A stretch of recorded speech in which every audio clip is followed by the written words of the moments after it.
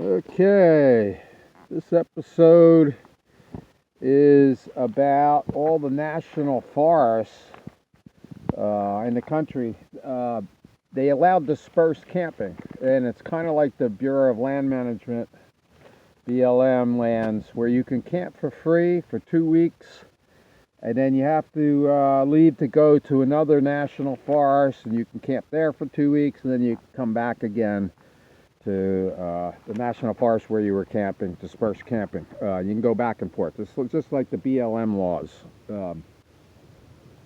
Anyway, this is 2021, and there's a major drought been going on for over a decade in the western states, mostly California, Arizona, northern New Mexico, and some other areas.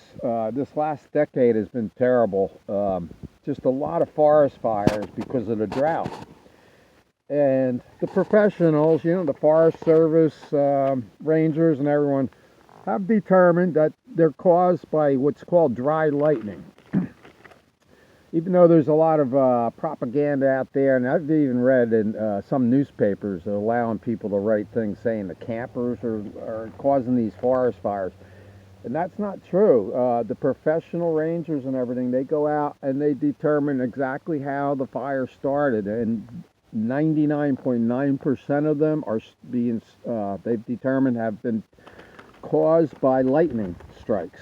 You got over 1,000,000 volts. You got thousands and thousands of degrees in a lightning strike, and they're finding them in very remote areas where nobody's camping. So, if you read that kind of nonsense or hear it on the news, the campers are starting the fires. That's BS, total BS. Anyway, in 2021 in Arizona, for example, I was camping, and they closed down every national forest in the state of Arizona. I think there's 8 of them. The Kaibab National Forest was closed down. The Coconino National Forest, the Tonto Forest, the Gila Forest, the Apache National Forest, Coronado National Forest, Prescott National Forest, and Sitgreaves National Forest were closed. I think it was in June or July, just because there was no rain. Everything was super dry, and you were getting the dry lightning. Basically, no rain, but it's still lightning hitting the ground.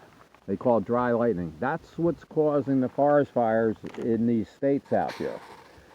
Not campers, like some want you to believe. I think, some people just have it out. They don't like camping, and they don't like the idea you can free camp and disperse camp and all that kind of stuff. So anyway, that's all the newspapers, basically tell you that it is dry lightning that's causing all the forest fires out here. Okay, basically, if you're gonna be making a fire, you just do it safely. And most campers, if not all that I've seen, it's required you make a fire ring. Okay, this is mine. It's made out of rocks. If you're dispersed camping, you have to either bring your own fire ring, or you have to line up some stones like this. You got one level down here, and then I've got like 3 rocks piled up in the back there. And I designed mine so when I put this down, it's perfectly level. Okay, so when I put my big frying pan on there and fry food and stuff, everything's perfectly level, the oil in the frying pan. So that's one thing you might want to consider if you're designing your own fireplace. Like I say, this is BLM area out here where I'm at now in Southern California. You also want to make sure there's actually in the national forest, they require you to have a shovel. So, okay, here's a collapsible shovel. You don't need a big shovel. You can see how this just opens up nice and easy. because you're going to be in remote areas where there's very little water. Now, I always have water jugs too. Okay, and so I've got, like, let's see, that's these are 6 gallons each, and there's a 5 gallon. That's another 5 gallon. I usually have a lot of water with me. You want that near your fireplace. Fire extinguisher is good too. I've got 2 right inside the door there, just in case a ground fire starts.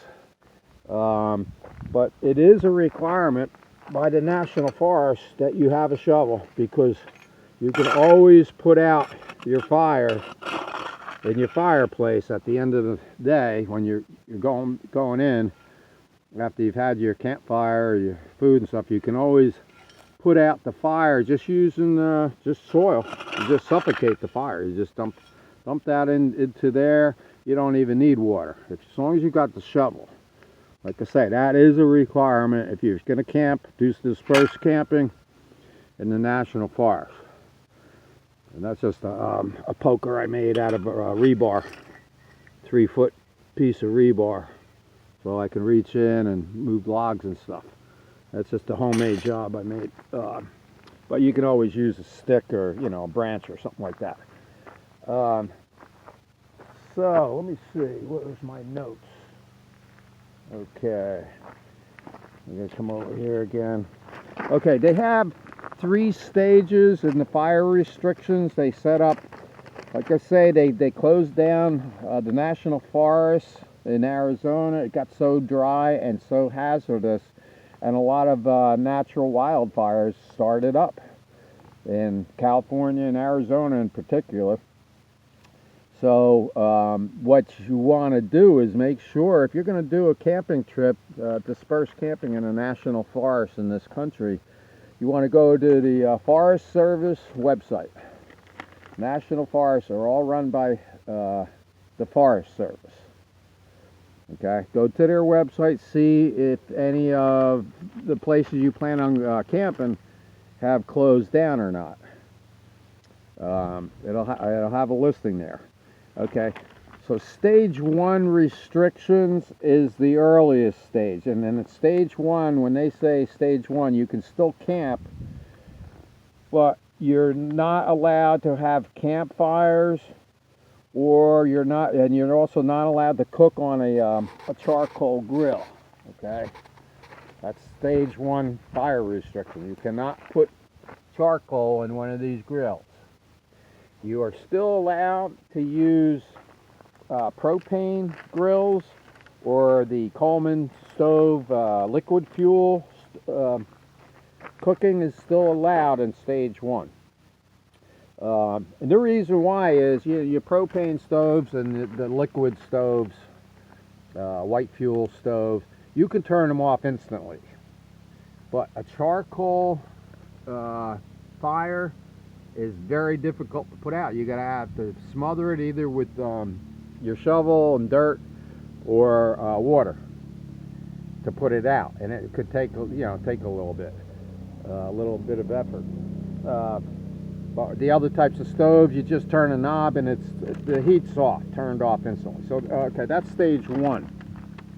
Also, smoking cigarettes or pipes are allowed if you have a special area where you've cleaned out all the debris, anything that's flammable, leaves, branches, everything, in a 6-foot diameter area, and you're stationary while you're smoking, say in a chair or something. As long as you've cleared out an area where nothing can combust, you can still smoke outside. Otherwise, when you get into the higher stages of fire restrictions, you're not even allowed to smoke outside or use. Well, let me go into that. Okay, stage 2 is the next higher level of drought conditions and fire hazard conditions, and then stage 3 is the highest, and that's when they typically will close the national forest, and that means there is no open fires allowed, no campfires, no cooking outside, no shooting firearms, no using chainsaws, anything that could ignite a fire. It's all prohibited when you get to the stage 3. And like I said, they were at stage 3 in Arizona by June. I believe it was June or the beginning of July. They closed down all the national forests to camping. Okay. The water levels also are at their lowest in 22 years, at least in Arizona, because of the drought. And some of the hottest recorded temperatures have been found in Arizona this June. Lake Havasu City, Arizona, it's right on the Colorado River.